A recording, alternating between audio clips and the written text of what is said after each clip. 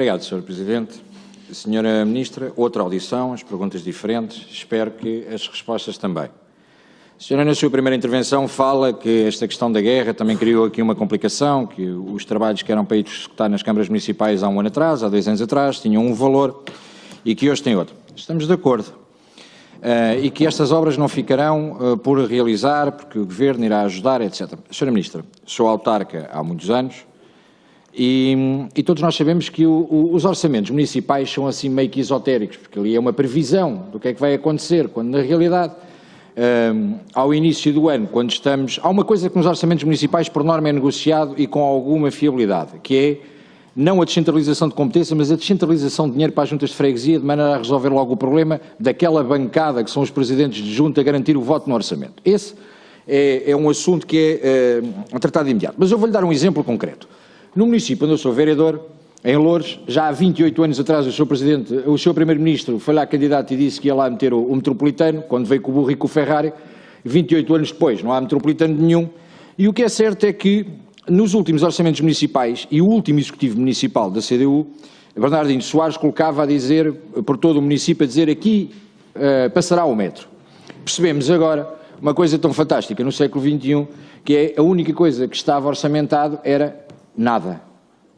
Ou seja, o metropolitano em Loures, a CDU de Bernardino Soares esqueceu-se de dizer que o metropolitano de Lisboa, empresa, a única coisa que colocaria era as carruagens e por todos os acessos, infraestruturas, tinham que ser pagas pelo município e, pasme-se, ninguém orçamentou isto. Ninguém orçamentou isto. Ou seja, faltam uns largos milhões de euros que dava para construir o aeroporto de Beja para fazer o metropolitano de Loures.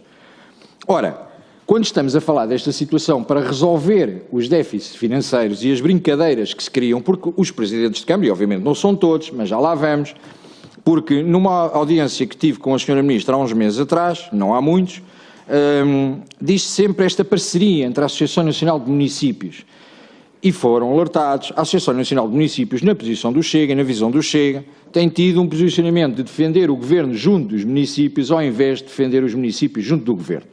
E isso tem sido claro. E tanto assim é que agora chegámos aqui a uma série de cedências. Primeira pergunta, como é que passamos destes valores dos 20 mil para os 31 mil?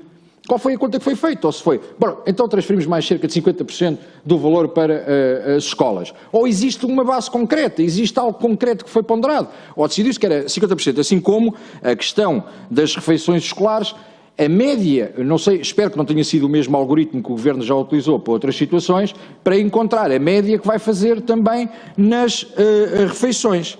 Estas rúbricas que vêm nos orçamentos, mas que não têm dotação financeira, nós temos também que ter um princípio de responsabilização do poder local e dizemos, mas nós não temos que interferir na gestão do poder local. Obviamente que não, existe uma autonomia, mas não podemos manter certos desvaneios, considerando que depois, para calar a Associação Nacional de Municípios, temos que ter calminhos, não vai acontecer problemas lá para cima para Matosinhos.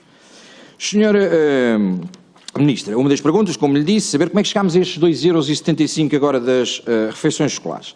Depois, a senhora Ministra, eu falei numa audição que tive consigo também, questionei diretamente acerca das despesas de Covid e eu sei que temos um requerimento para ouvir a ANAF, mas antes de ouvir a ANAF eu gostava de ouvir a si, porque a senhora respondeu-me, e está gravado, numa audição que foi feita há coisa de 2 meses, de uma forma que não havia bem resposta àquilo. E a realidade é que as juntas de freguesia inscreveram-se no portal da Legal, não receberam o dinheiro.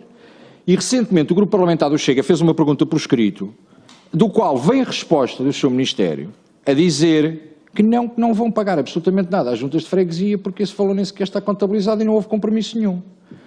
Como sabemos a posição da ANAF, antes de ouvirmos a ANAF, ouvirmos a senhora para evitar depois que tenhamos que a chamar novamente sobre esta situação. Afinal, vão pagar ou não vão pagar? Ou vamos aguardar que exista aqui uma nova pressão, porque a maior parte dos presidentes de junta até são afetos ao Partido Socialista, teremos aqui um problema certamente grave para perceber se este dinheiro vem ou não. Existem conflitos nas cláusulas dos acordos com o Governo e a Associação Nacional de Municípios, nomeadamente na possibilidade dos municípios e entidades intermunicipais serem diretamente envolvidas na fixação de horários de funcionamento das unidades de cuidados de saúde. Ora bem, se não são os municípios a contratar os médicos, como é que podem os municípios interferir nesta gestão? Ou seja, A nossa posição é simples. Este processo de descentralização, não temos a mínima dúvida que a Lei 50 de 2018 foi uma oportunidade única para fazer, de facto, o maior processo de descentralização e nós somos defensores do municipalismo. E, portanto, acreditamos piamente que foi uma oportunidade única para fazer isto. Mas os senhores têm, cada vez que mexem numa folha, arranjam cada vez mais problemas em todo este processo.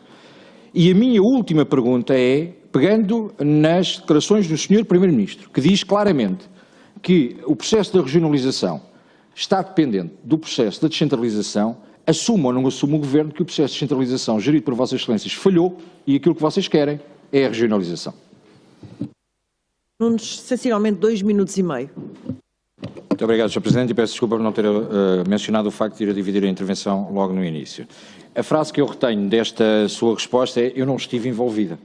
E, na realidade, há coisas que eu acredito que não esteve envolvida, porque quando vem dizer que esta diferença entre os 20 e os 31 mil euros nas escolas tem a ver com uma média que foi feita em comparação com os edifícios do Parque Escolar, Sr. Ministro, as escolas do Parque Escolar são novas. E, por isso, não há comparação com as escolas que estão sob a responsabilidade tutelada pelos municípios. Portanto, esta parte eu acredito, pronto, não esteve envolvido, está resolvido. É a melhor resposta. Depois existe outra que eu acredito que também não esteve envolvida, que foi a afirmação que o Sr. Secretário de Estado fez à ANAF e às juntas de freguesia a responsabilizar-se sobre o pagamento de Covid. Mas podemos ir mais longe. Se diz, depois, mais tarde, poderemos ir falar com eles. Aproveito, falo já ali com o Sr. Deputado Ricardo Lima, que é Presidente de Junta de Freguesia no município onde eu sou vereador, e que, pelo que eu sei, pelas contas que averiguei, tem 1.200.000 euros inscritos na DIGAL. Por isso pode-lhe já dizer a este, Sr. Deputado, peço desculpa, nós temos amizade um pelo outro, mas a este Sr. Deputado pode-lhe já dizer que 1.200.000 a menos no orçamento chegou do Sr. Ministro. E eu acredito que a Sra. Ministra também não esteve envolvida. Por isso, aparentemente, não esteve envolvida. Bom, agora, coisa que eu espero que também não tenha estado envolvida, a última parte da minha intervenção. Vai ou não vai a Sra. Ministra assumir as responsabilidades legais, e espero que agora o Partido Socialista não mande cortar o meu áudio, como fez com a Iniciativa Liberal, demitir-se, porque aquilo que diz a legislação é que os titulares de cargos públicos e altos cargos políticos ficam impedidos de celebrar contratos com cônjuges e com familiares. Ora, as notícias que vêm hoje a público são claras. A atual legislação prevê uma clara incompatibilidade entre aquilo que vem hoje a público e, pelo menos, que exista no âmbito desta audição. Espero que não exista o que foi feito na primeira da parte da manhã, que fizeram aqui uma linha vermelha à volta da Iniciativa Liberal, desta vez foi com eles, e que aplicaram o lápis azul e que já está espalhado pelas notícias que vocês mandaram apagar as perguntas da Iniciativa Liberal. Por isso espero que agora a nível regimental aceita e que diga claramente se quer explicar o que é que aconteceu, porque independentemente acho que o despacho que é dado pela Procuradoria, ou o parecer que é dado pela Procuradoria-Geral da República é claro, quando diz que não considera que é ilegal, mas que deve, sugere uma ponderação cuidadosa e por isso, a nível ético e moral, está tudo completamente errado. A pergunta ou se vão mandar. Senhora Presidente, o Sr. Deputado não tem mais nada a declarar. Muito obrigado.